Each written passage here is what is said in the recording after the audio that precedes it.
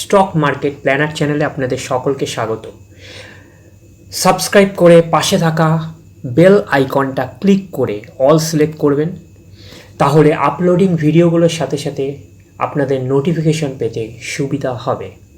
আমরা এখানে আলোচনা করব কোনো কোম্পানির যে কোয়ার্টারলি রেজাল্ট যে পাবলিশ করে, যে তাদের পারফরমেন্স দেয় কোয়ার্টারলি রেজাল্ট, সেটা আমরা কিভাবে জানতে পারবো।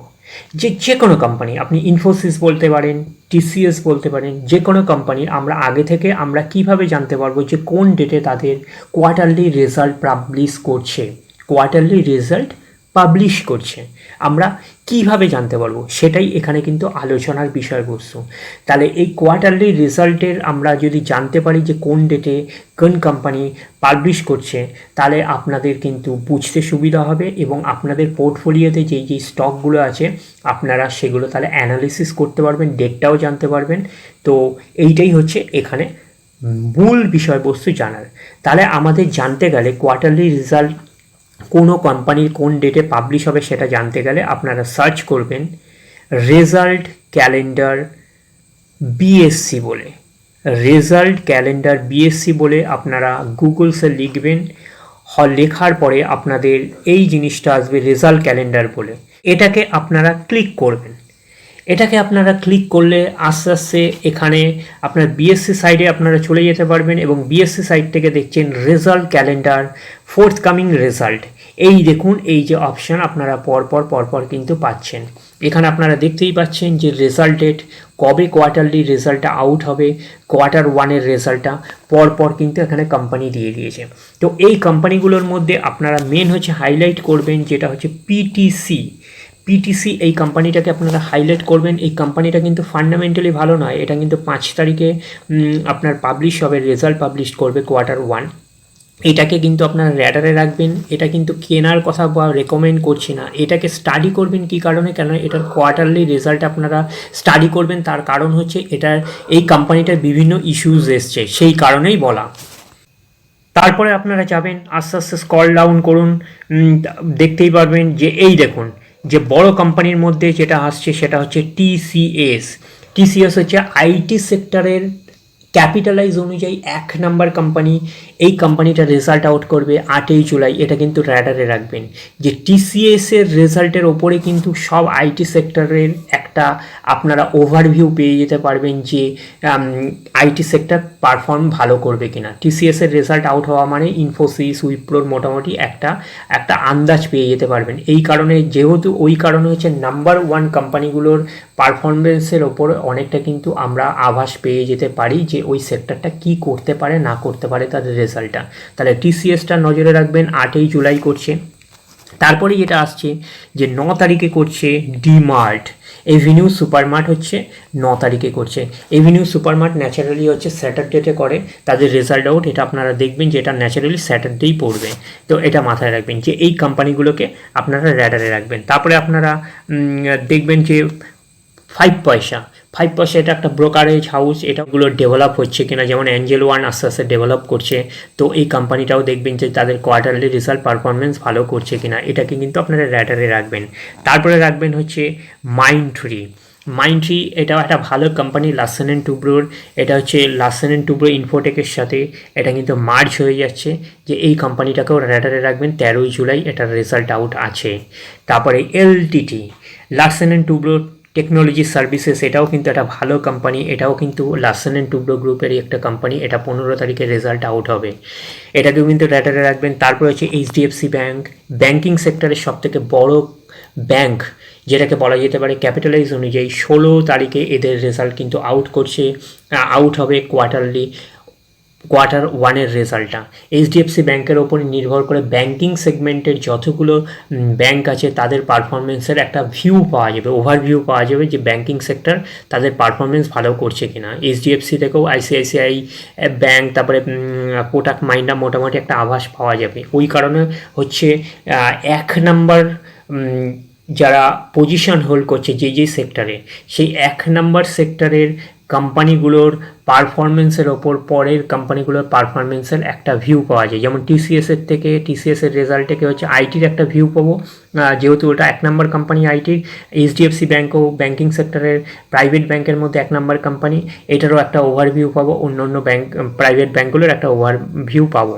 যে পরপর যদি আমরা যাই, এই আইসিআইসিআই এর জেনারেল পাবেন, তারপরে আপনারা পাবেন হচ্ছে উইপ্রোর পাবেন।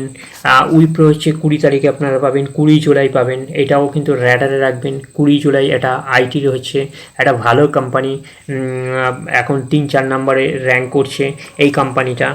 এই কোম্পানির পারসিস্টেন্ট সিস্টেম, এটাকেও আপনারা র্যাডারে রাখবেন। এটা এমফ্যাসিস, এটাকেও আপনারা হচ্ছে র্যাডারে রাখবেন। এটাও হচ্ছে 21 জুলাই। এই যেগুলো হচ্ছে ভালো ভালো কোম্পানি।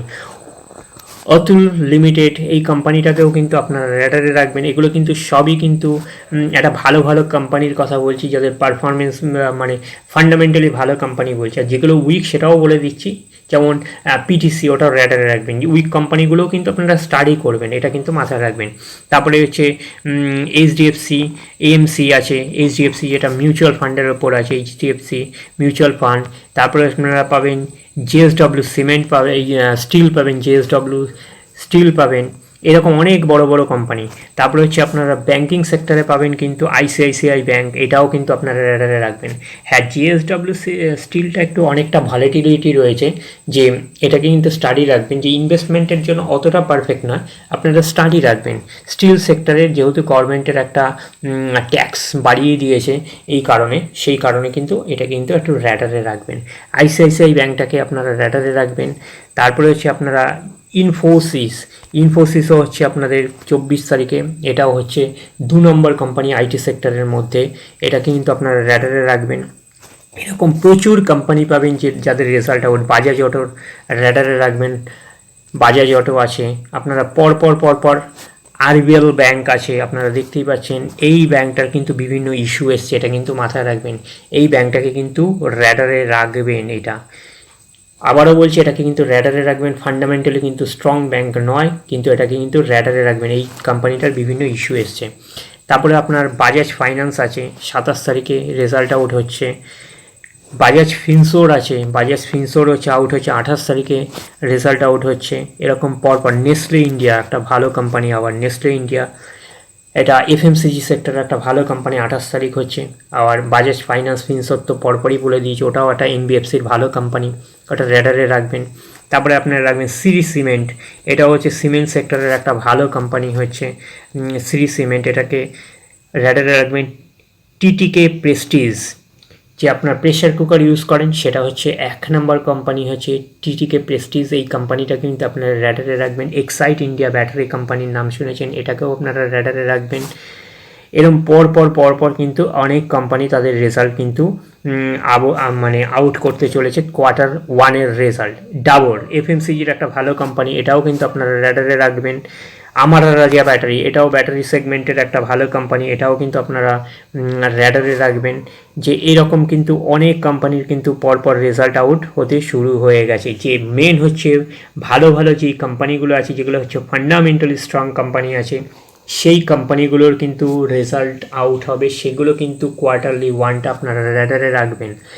আর কিছু কোম্পানিও বলেছি যেগুলো ফান্ডামেন্টালি স্ট্রং নয়, বিভিন্ন ইস্যু আছে, সেগুলোও কিন্তু আপনারা র্যাডারে রাখবেন। সেই কোম্পানিগুলোও র্যাডারে রাখবেন।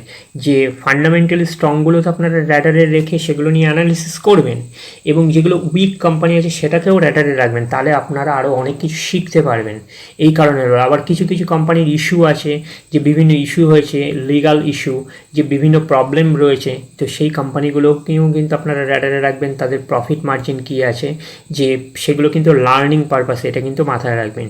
যে এইসব কোম্পানিগুলো যে রেজাল্ট আউট যে ডেটগুলো দিলাম, যেগুলো হচ্ছে ফান্ডামেন্টালি স্ট্রং কোম্পানি, সেই কোম্পানিগুলোতে যদি ইনভেস্ট করতে চান আপনারা, এখন ইনভেস্ট করবেন না। তার কারণ রেজাল্ট আউট হওয়ার পরে ইনভেস্ট করবেন। দেখবেন রেজাল্টটা তাদের পারফরমেন্স কীরকম আছে, সেইটা দেখেই কিন্তু আপনারা ইনভেস্টমেন্ট করবেন। ইনফোসিসও বলুন, উইপ্রো বলুন, টিসিএস বলুন, যেই কোম্পানিটাই বলুন না কেন, যেগুলো ফান্ডামেন্টালি স্ট্রং, এইচডিএফসি ব্যাঙ্ক বলুন, আইসিআইসিআই ব্যাঙ্ক বলুন, সব কোম্পানিগুলো তো ডেট আপনারা জেনে গেছেন। ওই ডেটটার রেজাল্ট আউট হওয়ার পরেই কিন্তু আপনারা ইনভেস্টমেন্টের কথা ভাববেন। এখন কিন্তু ইনভেস্টমেন্টের কথা ভাববেন না, তার কারণ রেজাল্টের পারফরমেন্সের উপর বেস করে কিন্তু আপনাদের ইনভেস্টমেন্টে যাওয়াটা উচিত, এটা কিন্তু মাথায় রাখবেন। তাহলে এইভাবে আপনারা সার্চ করে আপনারা রেজাল্ট ক্যালেন্ডার বললে এরকম আপনারা দেখতে পারবেন কোন কোন কোম্পানির কোয়ার্টারলি ওয়ানের রেজাল্টটা ডেট ওয়াইজ কবে তাদের পাবলিশড হবে বা রিলিজ হবে জানতে পারবেন। এই অবধি চার্ট দিয়েছে, তারপরে আবার 13ই আগস্টের পর থেকে আবার আরও ডেট পাবেন, আরও যে কোম্পানিগুলো এখানে তাদের পাবলিশ করবে সেই ডেটগুলো আপনাদের কাছে চলে আসবে। আরও এর পরেরগুলো এই অবধি আপাতত দিয়েছে, এই কোম্পানিগুলো তাদের পাবলিশ করেছে, যে ডেটগুলো দিয়েছে যে এই রেজাল্ট এই ডেটে তারা পাবলিশ করবে। তাহলে বুঝতে পেরেছেন এই অবধি। নেক্সট ভিডিওতে আবার দেখা হবে। ধন্যবাদ।